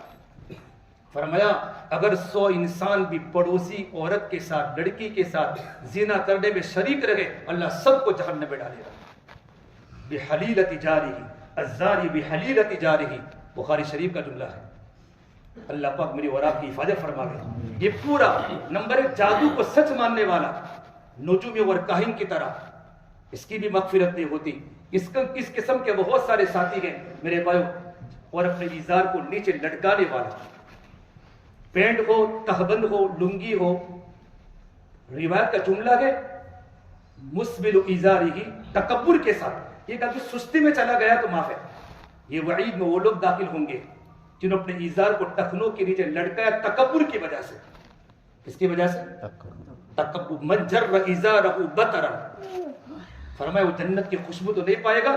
اللہ آخرت میں ان لوگوں کی طرف رحمت کی نگاہوں سے نہیں دیکھیں گے جو اپنے پیر کو زمین پر گھسر کے چلا رہا ہے. مسبل ازارہ، اپنے ازار کو ٹخنوں سے نیچے لٹکانے والا. اب لوگ نماز میں اونچا کر لیتے ہیں جب وعید ہمیشہ کے لیے ہے. شب قدر کی رات میں، شب برات کی رات میں لوگ مغفرت سے محروم رہتے ہیں. اس میرے بھائی دوستوں بزرگوں، اب بالکل 15 شعبان کی رات ہے. اتنا ہو سکے آج کی رات میں ہم اپنے آپ کو گناہوں سے بچائیں. عشاء کی نماز اللہ نے جماعت سے پڑھا لی، رات کو کچھ نفلیں گھر پر پڑھ لے، کچھ صدقہ خیرات کر لے، اور فجر کی نماز با جماعت پڑھ لے. رات کو جلدی سونا تو جلدی سو جاوے. صبح اللہ موقع دے 2 رکعت کیا پڑھے، تہجد پڑھے 2-4 رکعت. مفتی احمد صاحب خانپوری دامت برکاتہ عالیہ، اللہ ان کی صحت میں برکت دے. فضل میں آئے تھے جلسے میں ہم موجود تھے، حضرت کے بیان میں وہ فرمانے لگے بیان میں کہ میں بولنا چاہتا ہوں لیکن میری آواز مجھے ساتھ نہیں دیتی. اچھی بات فرمائی، بڑی لمبی دعا کرائی، لیکن کیا بولتے تھے مجمع کو پتہ نہیں چلا. بڑی شخصیت. شب برات کی رات میں حرم میں تھے. ان کے شاگرد فرماتے میں بھی حرم میں تھا. میں کہا حضرت کیا کرتے ہیں؟ تو حضرت مفتی احمد صاحب خانپوری دامت برکاتہ نے اوابین کی نماز پڑھی. اوابین کی نماز کے پڑھنے کے بعد آپ دعا اذکار میں مشغول. عشاء ہو گئی. عشاء کے بعد پھر پوچھا خادم حضرت آج تو شب برات کی رات ہے. تو فرمایا دیکھو شب برات کی رات اور شب قدر کی رات یعنی آخری پورا عشرہ میرا معمول ہے کہ میں مغرب سے عشاء تک کا وقت ہے، چونکہ چستی کا وقت ہے، کاہلی سستی کا وقت نہیں ہوتا. میں کیا کرتا ہوں، نوافل پڑھتا ہوں اور پوری الحزب العظم پڑھ لیتا ہوں. الحزب العظم ہر دین کی الگ ہے، اس پوری اس سے پڑھتا ہوں. ہو سکتا ہے کوئی ایک دعا بھی اللہ کے بارگاہ میں قبول ہو جائے تو میرا تو بیڑا پار ہو جائے. اور ان کے جو خادم ہے قاری عبد الحنان کہتے ہیں کہ میں سفر میں ساتھ میں رہتا ہوں. حضرت کا معمول فرمائیے، معمول میرا 50 سال سے ہے. حضرت کی عمر میں 72 ہے. 20 سال کی عمر سے معمول ہے 15 شعبان کا اور شب قدر کا. یوں فرماتے میں ان کے ساتھ سفر میں رہتا ہوں. صبح صادق کے طلوع، صبح صادق سے 2 گھنٹہ اٹھنے کا ان کا معمول سفر میں بھی ہے، حضر میں بھی ہے. اور ان کے پاس جس نے نماز پڑھی ہوگی وہ محسوس کرتا ہوگا ان کے دل میں کیا اللہ کا تعلق ہے. میرے بھائیو اتنی بڑی عمر کے اندر بھی حضرت ویل چیئر پر آ گئے ہیں لیکن اپنی پوری زندگی فنا فی اللہ ہے. اللہ نے ہمیں موقع دیا ہے رمضان کے مہینے میں بازاروں سے اپنے آپ کو بچاؤ. سب سے بدترین جگہ اللہ کی نگاہ میں بازار ہے، سب سے بہترین جگہ اللہ کی نگاہ میں مسجد ہے. رمضان میں مسجدوں کو آباد کرو، مسجدوں میں قیام کرو، نماز پڑھو. اب آنے والا دن رمضان کا مبارک مہینے کا دن ہے. رمضان کا استقبال کرو شعبان کے روزوں سے. اب رمضان کی بالکل آمد ہے. ابھی سے بھائی رمضان کی تیاری کرے، قرآن کی تلاوت کا اہتمام کرے اور اپنے دل کی صفائی کر لے. رمضان کا سب سے بڑا استقبال دلوں کی صفائی ہے. اور ہر ایک تھوڑا بھی آپس میں کچھ مجھ ہے، شب قدر کی رات آ رہی ہے تو بھائی معافی مانگ لیں. چھوٹا بن کے معافی مانگیں گے اللہ ہمیں معاف کرے گا. اللہ تو بھائی بڑا معاف کرنے والا ہے. اور اپنے دل کو ہمیشہ ہر ایک کے بارے میں پاک رکھے، ہر ایک کے درجات کو بلند اللہ تبارک و تعالیٰ نے ہماری دعائیں کرے گی انشاءاللہ. رمضان کا مبارک مہینہ آ رہا ہے. تھوڑی سی بات کر لوں 5 منٹ. اللہ کے نبی صلی اللہ تبارک و تعالیٰ علیہ وسلم فرماتے جب رمضان آتا ہے جنت کے دروازے کھل جاتے ہیں، جہنم کے دروازے بند ہو جاتے ہیں. ایک بات کہ رمضان کا جو روزہ جو اللہ نے رمضان کا روزہ جو ہمیں دیا ہے، یہ رمضان کا روزہ صرف اس امت کو ملا ہے، پہلی امتوں کو رمضان نہیں تھا، روزے تھے، لیکن رمضان جو اللہ نے دیا تراوی دی، پہلی امت کے پاس کتاب تھی لیکن کتاب کی تلاوت نہیں تھی، ہمارے پاس کتاب کی تلاوت ہے۔ پہلے عاشورہ کا روزہ فرض تھا، کیا تھا بھائی؟ عاشورہ کا روزہ فرض تھا۔ جب اللہ نے رمضان کو فرض کیا، یا ایھا الذین آمنوا کتب علیکم الصیام کما کتب علی الذین من قبلکم لعلکم تتقون، تو عاشورہ کا روزہ کیا ہو گیا؟ بولو نفل ہو گیا، مستحب ہو گیا، سنت ہو گیا۔ عاشورہ کا روزے کی فضیلت ہے صحیح حدیث سے، لیکن 15ویں شعبان کے روزے کی فضیلت ضعیف حدیث سے ہے۔ پھر اللہ نے کیا کیا؟ رمضان کو بالکل سلو کر دیا، جن کو رمضان کا روزہ رکھنا ہو رکھے، جس کو نہ رکھنا ہو کیا کرے بھائی؟ بولو فدیہ دے، کیا دے؟ 2.25 کلو گیہوں۔ وعلی الذین یطیقونہ فدیۃ طعام مسکین فمن تطوع خیرا فهو خیر لہ وان تصوموا خیر لکم ان کنتم تعلمون۔ جس کو رمضان کا روزہ رکھنا ہو رکھے، نہ رکھنا ہو تو کیا کرے؟ اگر یہ حکم ابھی ہوتا تو کوئی روزہ رکھتا؟ 2.25 کلو گیہوں شام کو دے دیتے۔ تو کیا تھا؟ عرب، چونکہ عرب کی خطرناک گرمی میں رمضان کا روزہ بڑی بھاری چیز تھی، اللہ نے روزہ آہستہ آہستہ فرض کیا ہے۔ تو مالدار لوگ فدیہ دیتے، غریب لوگ روزہ رکھا کرتے تھے۔ اب آہستہ سے روزے کی عادت پڑ چکی تو اللہ کا حکم سب پر آیا، فمن شہید منکم الشہر فلیصم، کہ جو رمضان کا مہینہ پاوے اس پر رمضان کا روزہ رکھنا فرض ہے۔ 2 لوگوں کو چھوڑا ہے، مریضاً او علی سفر، مسافر ہو یا کوئی انسان بیمار ہو، ان دونوں کو چھوڑ کر جو بھی رمضان کا مبارک مہینہ پاوے اس پر رمضان کا روزہ فرض، لیکن سحری نہیں تھی، 24 گھنٹے کا تھا روزہ۔ کتنے گھنٹے کا؟ آپ نے مغرب میں افطاری کی نہیں، افطاری اور افطاری کی آپ نے مغرب میں، افطاری کی سنت ڈوبنے کے بعد اگر آپ کی آنکھ یوں لگ گئی تو دوسرے دن کا روزہ شروع ہو جاتا تھا، یہ سنت پہ حکم تھا۔ دوسرے دن کا روزہ، اب نہ کھا سکتے ہیں، نہ پی سکتے ہیں، نہ بیویوں سے مل سکتے ہیں، یہ سنت پر تھا۔ مدینہ منورہ کے ایک صحابی قیس ابن سریمہ ہی پڑھ سکتے ہیں، سرما ہی پڑھ سکتے ہیں، قیس ابن سریمہ رضی اللہ تعالیٰ عنہ مدینے کے غریب صحابی، کھیتی باڑی کرنے والے انصاری تھے۔ اپنے کھیت میں گئے، ہل چلایا، کھیتی کو جوتا، افطاری کے پہلے گھر پر آئے تو عرب کی گرمی کی بنیاد پر ان کو پیاس لگی اور بھوک لگی، کمزور ہو گئے، نحیف ہو گئے۔ بیوی سے پوچھا گھر میں کچھ ہے؟ بیوی نے کہا میرے پیارے شوہر پورے گھر میں جھاڑو لگاؤ تو میرے گھر میں ایک کھجور کا دانہ بھی موجود نہیں ہے۔ یہ صحابہ کے گھروں کی افطاریاں تھی میرے بھائیوں۔ کسی غریب سے پوچھو غریبی میں سسکنے کا مزہ کیا ہے، کسی بھوکے سے پوچھو کہ سوکھی روٹی کا مقام کیا ہے، کسی پیاسے سے پوچھو کہ پانی کے گھاٹ کا مقام کیا ہے، کسی سونے والے سے پوچھو کہ ٹوٹی گھاٹ کی قیمت کیا ہے، کسی پیشنٹ کو واڑی لال میں جا کر پوچھو تندرستی کی چند گھڑیوں کی قدر کیا ہے۔ جوان جوان لوگ کینسر کے پیشنٹ ہیں، جوان جوان بیویاں رو رہی ہے، بچوں کو پتہ ہے میرا شوہر، میرا ابا نہیں بچے گا، میرا شوہر نہیں بچے گا، زبانیں کاٹ ڈالی ہے، آنتیں نکال دی ہے، لوگ کینسروں کے مریض ہیں، میرا اللہ نے مجھے اور آپ کو تندرستی کی نعمت سے مالا مال کیا ہے۔ بیوی نے دیکھا میرے شوہر کی حالت بڑی نازک ہے، میں پڑوس کے گھر میں سے کچھ لے کر آتی ہوں۔ پڑوس کے گھر میں گئی، جیسے واپس آئی تو افطاری کا وقت ہو چکا تھا اور قیس ابن سریمہ کو آنکھ لگ گئی۔ اب دوسرے دن کا روزہ بولو شروع ہو گیا۔ مسئلہ تو سب کو معلوم تھا، اب نہ کھا سکتے ہیں نہ پی سکتے، پوری رات بھوک کی حالت میں گزاری، صبح سحری بھوک کی حالت میں کی کیونکہ روزہ شروع ہو گیا، سحری تو تھی ہی نہیں، اور پھر اپنے کھیت میں گئے، کھیت میں جا کر ہل چلایا، مزدوری کی، اور ایک روایت کے مطابق جیسے کہ ظہر کی نماز پڑھنے آئے وہ صحابی کمزور ہو چکے تھے، دڑام دے کر زمین پر گر کر بے ہوش ہو گئے۔ آپ نے پوچھا کیا ہوا تو کارگزاری سنائی، تو آپ نے اللہ سے دعا فرمایا اللہ میری امت ایسے روزے نہیں رکھ سکے گی، قربان جائے حضور کی رحمتوں پر۔ علامہ اقبال نے روتے روتے کہا ہے کسی غم گسار کی محنتوں کا میں نے عجیب صلہ دیا، جسے میرے غم نے بلا دیا اسے میں نے جی سے بلا دیا، میں تیرے مزار کی جالیوں کی محنتوں میں لگا رہا، تیرے دشمنوں نے تیرے چمن میں خزاں کا جال بچھا دیا۔ ہم نے بھی میرے نبی کی سنتوں کو ذبح کیا ہے اور کوئی نہیں آیا۔ اللہ کے نبی نے اللہ سے دعا کہ اللہ میری امت یہ روزے نہیں رکھ سکے گی۔ اللہ نے آیت اتاری، مستقل آیت کو بدلا، اور اللہ نے کہا کولو وشربو، کھاتے رہو پیتے رہو، کب تک؟ حتی یتبین لکم الخیط الابیض من الخیط الاسود من الفجر ثم اتموا الصیام الى اللیل ولا تباشروهن وانتم عاکفون فی المساجد تلک حدود اللہ۔ کھاتے رہو پیتے رہو جب تک صبح صادق نہ ہو جاوے، نہیں جب تک کالا داغا سفید نہ ہو جائے. ترجمہ یہ ہے کالا داغا سفید داغا. ایک صحابی عدی ابن حاتم بڑے مالدار صحابی ہے, قرآن کا ترجمہ سمجھ نہ سکے کہ کالے داغے سفید داغے سے مراد صبح صادق صبح کاذب ہے. اپنے گھر میں 2 داغے لیے. کتنے لیے؟ ایک کالا لیا اور ایک سفید لیا اور تکیے کے نیچے رکھے. فجر کی اذان ہو گئی, کھا رہے کہ میرا داغا تو کالا نہیں ہوتا سفید نہیں ہوتا. کھا رہے پی رہے کھا رہے پی رہے, یہاں تک کہ سورج طلوع ہو چکا. حضور کی خدمت میں, یا رسول اللہ میرا داغا تو سفید ہی نہیں ہوتا.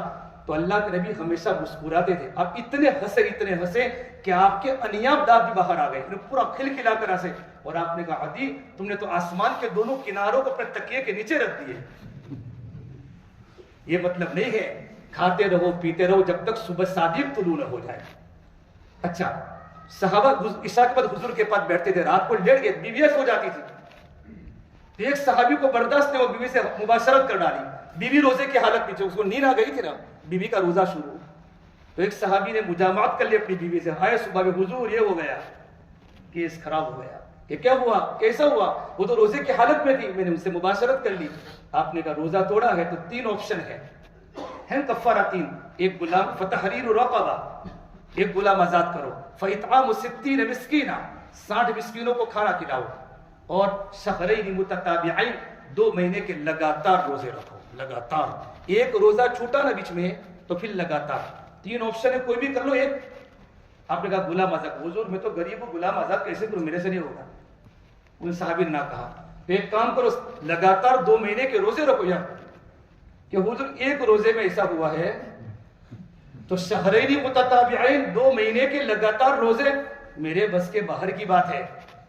تو آپ نے کہا فاطعام 60 مسکینہ, 60 مسکینوں کے گھر پر جاؤ, 60 کو کھانا کھلا دو. تو کہا یا رسول اللہ آپ کو پتہ ہے مدینے میں سب سے بڑا غریبت میں ہوں, دوسروں کو کیا کھلاؤں. آپ نے کہا بیٹھ جاؤ. ایک صحابی ہے سعد بن عبادہ, تو خدا لے کر کھجور کا, یا رسول اللہ یہ میری طرف سے آپ کو ہدیہ ہے. آپ نے کہا وہ کہاں ہے کفارہ والا؟ کہا یہاں بیٹھا ہوں یا رسول اللہ. تو لو ایک ٹوکرا لے جاؤ اور مدینہ منورہ کے 60 غریب گھر دیکھ کر 60 گھروں میں تقسیم کر دو. تو کہ یا رسول اللہ آپ کو پتا ہے مدینے میں سب سے بڑا غریب میج ہوں, ایسا کرو میرا کفارہ مجھے کو دے دو. تو آپ نے فرمایا جا لے جا, لیکن یہ صرف تیرے لیے ہے, تیرے علاوہ کسی اور کے لیے نہیں ہے. بھائی تو اللہ کے نبی کی لاڈلی امت ہے, اب رمضان کے مہینے کی آمد ہے. آپ نے صحابہ سے پوچھا من یستقبلکم, کوئی آ رہا ہے. صحابہ نے یوں دیکھا کوئی نہیں آ رہا. آپ نے کہا من یستقبلکم انتم تستقبلون, دیکھو کوئی آ رہا ہے. کہ کوئی نہیں آ رہا.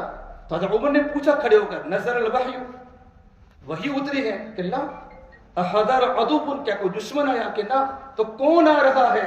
آپ نے کہا رمضان آ رہا ہے, رمضان آ رہا ہے. اب رمضان کا استقبال شاندار طریقے سے کیا. اس سے میرے بھائی میں رمضان کا مبارک مہینہ آ رہا ہے, ہم لوگ ابھی سے اپنی تیاری کریں. گرمی اگر نیا کلر کرنا ہو تو کیا کرتے ہیں, پرانے کلر کو کرتے, پھر نیا کلر رنگ چڑھاتا ہے. جب نیا رمضان کی اللہ کی رحمت دلوں پر لانی ہے تو دلوں کے زنگ کو ختم کرنا پڑے گا. اللہ کی رحمت انشاءاللہ متوجہ ہوگی. پروردگار ہم تمام کو ان باتوں پر اللہ پاک عمل کرنے کی توفیق عطا فرمائے. ہاں دوسرے وقت مولوی صاحب نے کہا ہم کھڑے ہوئے تھے اور ہمارے معاشرے کے اندر بھی میرے بھائیوں یہ شب برات کی رات میں افراد کے لوگ شکار ہیں. افراد کا مطلب یہ ہوتا ہے کہ گھر میں جلیبیاں لا رہے ہیں, کیا تو شب برات گیڑی عید سے, آج تو موٹی رات سے جلیبی آ رہے ہیں, پھر وہ کھچڑا پکا رہے ہیں اور وہ پکا رہے ہیں. یعنی کھانا سب کچھ جائز ہے. اس رات کو خصوصیت کے ساتھ, پھر ہم میں اور بدعتی میں کیا فرق ہے؟ اس رات میں کوئی نہ کھانے کی فضیلت ہے, جو ہی کھانا وہی کھا سکتے ہیں عام طور پر. لیکن جو باتیں ہمارے یہاں آ رہی ہیں, اس لیے پروگرام رکھا گیا تھا تاکہ امت افراد و تفرید کا شکار ہو چکی ہے. بعض لوگ اسی رات میں نمازیں نہیں پڑھتے. شب برات کی رات میں عشاء نہیں ہوئی, شب برات کی رات میں فجر نہیں ہوئی, تو اس سے بڑا منحوس کون ہو سکتا ہے؟ شب برات کی رات میں رات کو 12 بجے بازاروں پر بیٹھا رہا, غیبتیں ہوتی رہی. تو بھائی اس لیے امت کو اجاگر کرتے ہیں کہ بھائی کم سے کم گناہوں سے بچے, اور کم سے کم یہ جو خرافات شہروں میں ہیں, اکثر لوگ ممبئی میں رہتے ہیں, بمبئی کے شب برات آپ نے دیکھی ہو کیسی ہوتی ہے, رنگ بے رنگ کی رات, تو وہ سب صحیح نہیں ہے, وہ غلط ہے. اس لیے افراط تفریح سے بچنے کے لیے ہمیں اعتدال سے کام کر کے یہ کرنا ہے, تاکہ ہم اس رات میں اپنے آپ کو کم سے کم گناہوں سے بچا کر رات کو جلدی سو جاؤ، وضو کر کے سو، 2 رکعت نماز پڑھ کے سو، صدقہ کرو گھر میں جا کر، اپنی بیوی بچوں کو بھی کہو کہ اللہ سے توبہ کر لے، تھوڑا اللہ موقع دے، صبح میں جلدی اٹھ جاؤ، 2 رکعت 4 رکعت تہجد کی نماز پڑھو اور فجر کی نماز جماعت سے پڑھو گے انشاءاللہ پوری رات۔ عمل کی توفیق نہ ہوئے تو چلے گا لیکن گناہ نہ ہوئے۔ دیکھا مفتی صحیح صاحب، عمل کی توفیق ملے تو ٹھیک ہے، 2 نمازیں پڑھ لی، نفل تو عمل کی توفیق نہ ہوئی، لیکن کم سے کم ہم آپ کو اپنے آپ کو، غیبت بڑا گناہ ہے، تہمت بڑا گناہ ہے، اور بھی بہت سارے، موبائل پہ روزانہ دیکھنے کی عادت ہے بھائی، سب کو دیکھنے کی عادت ہے، غلط تصویریں ہیں، اللہ پاک ہم تمام کی پوری حفاظت فرمائے، اس سے اپنے آپ کو بچانا ہے انشاءاللہ۔ اللہم لک الحمد کلہ ولک الشکر کلہ ولک الخیر کلہ وإلیک یرجع الامر کلہ، اللہم صل علی سیدنا محمد وعلی آل سیدنا محمد وبارک وسلم۔ ربنا ظلمنا انفسنا وإن لم تغفر لنا وترحمنا لنكونن من الخاسرين، لا إله إلا أنت سبحانك إني كنت من الظالمين، لا إله إلا الله الحليم الكريم، سبحان الله رب العرش العظيم، والحمد لله رب العالمين، نسألك موجبات رحمتك وعزائم مغفرتك والغنيمة من كل بر والسلامة من كل إثم، لا تدع لنا ذنبا إلا غفرته ولا هما إلا فرجته ولا ذروا إلا كشفته ولا دينا إلا قضيته ولا مريضا إلا شفيته ولا حاجة هي لك رضا إلا قضيتها يا أرحم الراحمين يا أكرم الأكرمين يا راحم المساكين يا ذا القوة المتين يا حي يا قيوم برحمتك نستغيث، أصلح لنا شأننا كله ولا تكلنا إلى أنفسنا طرفة عين، يا رب لك الحمد كما ينبغي لجلال وجهك وعظيم سلطانك۔ یا اللہ ہم گنہگار ہیں، یا اللہ خطا کار ہیں، قصوروار ہیں، بڑے مجرم ہیں، آپ کے سامنے کھلی کتاب ہیں، راتوں کے اندھیرے آپ کے سامنے ہیں، دین کے اجالے آپ کے سامنے ہیں، ہماری آنکھوں نے کتنا غلط دیکھا ہے، زبان نے کتنا غلط بولا ہے، کانوں نے کتنا غلط سنا ہے، ہمارا پورا وجود تیری نافرمانی میں پھنسا ہوا ہے۔ میرے مولا زندگی موت کا کوئی بھروسہ نہیں ہے، پروردگار عالم ہماری ساری خطایا سے درگزر فرما، سیئات و حسنات سے مبدل فرما، ہم سب کی مغفرت فرما، ہم سب کی مغفرت فرما، ہم سب کی مغفرت فرما۔ یا اللہ اس رات میں سب کی مغفرت کرتا ہے، کچھ لوگوں کی مغفرت نہیں کرتا، ہمارا شمار ان بدقسمت لوگوں میں نہ فرما۔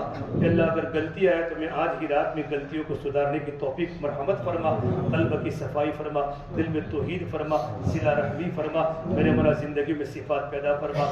مولا رمضان کے مہینے کی آمد آمد ہے، رمضان کا استقبال شاندار طریقے سے کرنے والا بنا دے۔ رمضان میں تیری رحمتیں متوجہ ہوتی ہے، ابھی رحمت کی ایک رحمتیں شروع ہو چکی ہیں، مولا کریم رحمتوں کو لٹنے والا بنا دے۔ ایک پورا مجمع تیری دربار میں بیٹھا ہے، اس رات میں اجتماعی طور پر بھی دعا ثابت نہیں ہے، اصل تو مولا انفرادی دعائیں تیرے سامنے الگ الگ اپنے اپنے کمروں میں اپنے اپنے گھروں میں جا کر تیرے سامنے تڑپنا ہے، تیرے سامنے رونا ہے۔ ہمارے گناہ ہم سب کو پتا ہے، ہم سے زیادہ تجھے پتا ہے، فرشتوں نے ایک ایک گناہ لکھے ہیں، تو کبھی نہیں بھولتا۔ وما کان ربک نسیا، تیرا مولا کریم وعدہ ہے جو نیکی کرے گا اس کا نفع اسی کو ہوگا، ومن اساء فعلیہا، جو گناہ کرے گا اسی کو بھگتنا ہے۔ وما ربک بظلام للعبید، تو کسی پر ظلم نہیں کرتا، مولا ہم ظالم ہیں، ہمیں معاف فرما دے، ہمیں معاف فرما دے۔ اتنا بڑا مجمع تیری بارگاہ میں آیا ہے، تیری محبت میں بیٹھا ہے، مبارک رات سمجھ کے بیٹھا ہے، مولا تو کسی کو محروم نہ فرما، کسی کو محروم نہ فرما، کسی کو محروم نہ فرما۔ ہمارے بستی میں کتنے اٹھتی جوانی کے نوجوان قبروں کے حوالے ہو گئے، ان کو پتہ نہیں تھا ہم کل دنیا میں نہیں ہوں گے، ان کی جوان بیویاں بیوہ ہو گئی، ان کے بچے یتیم ہو گئے، اپنی جوانیاں قبروں کے حوالے ہو گئی۔ میرے مولا ایک نہ ایک دن موت ہم تمام کی آنی ہے، اچانک کی موت سے تیرے نبی نے پناہ مانگی ہے، اچانک کی موت سے ہمیں بچا دے، ایکسیڈنٹ کی موت سے ہمیں بچا دے، ڈوب کر گر کر مرنے سے ہمیں بچا دے۔ میرے مولا جب بھی ہمارا خاتمہ ہو مولا کلمے والی حسن خاتمہ کی دولت سے ہمارا مان فرما دے، ہمارے قلب میں حسد سے بچا دے، یا اللہ ریا نام و نمود شہرت کے ناپاک جذبوں سے ہمیں بچا دے، اخلاص کی دولت سے ہمارا مان فرما دے، تیری رضا ہم سب کو نصیب فرما دے۔ ایک مجمع ہے، ہر ایک کے دل نرم ہے، ہر ایک کے دل نرم ہے، ہم تیرے سامنے کچھ نہیں کر سکتے، ہم کمزور ہے، تو مالدار ہے، ہم فقیر ہے، تو ہمارا معبود ہے، تو ہمارا خالق و مالک ہے، یہ زمین و آسمان کے پیدا کرنے والے اللہ ہم سب کو معاف فرما دے، ہم سب کو معاف فرما دے۔ کتنے لوگوں کے دلوں کو چیرا ہے اور کتنے لوگوں کے دلوں کو توڑا ہے، کتنے ماں باپ کو تباچے مارے ہیں، بھائیوں کے دلوں پر زخم کی چھریاں چلائی ہے، یا اللہ ہمیں معاف کر دے۔ موت کے بعد کوئی کسی کو یاد نہیں کرے. کتنے جوان قبرستان کے پاس سے گزرتے ہیں, کانوں میں ایئر فون لگا ہوتا ہے, باتیں کرتے کرتے گزر جاتے ہیں. پتہ ہے ماں سوئی ہے, باپ سویا ہے, دادا سویا ہے, دادی سوئی ہے, لیکن دنیا کی عیش و عشرت کبھی فاتحہ پڑھنے کی بھی توفیق نہیں ہوتی. مولا ہمارے جانے کے بعد بھی کوئی ہمیں یاد نہیں کرے گا. مولا اے اللہ آپ ہمیں یاد فرمائیو. ارے کو دنیا چھوڑ کر یہ زمین کی رنگینیاں, دنیا کی زیب و زینت کو چھوڑ کر قبر کے اندھیروں کے حوالے ہونا ہے, قبر کے کیڑے مکوڑے کا شکار ہونا ہے. اے اللہ اس وقت کے آنے کے پہلے قبر کی تیاری کرنے والا بنا دے.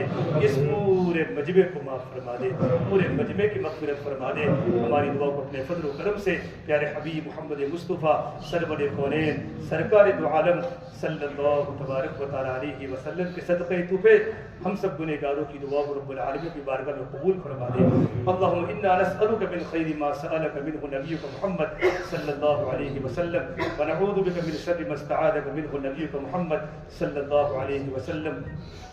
ربنا تقبل منا انك انت السميع العليم وصلى الله تعالى على خير خلقه محمد وعلى اله وصحبه اجمعين برحمتك يا ارحم الراحمين.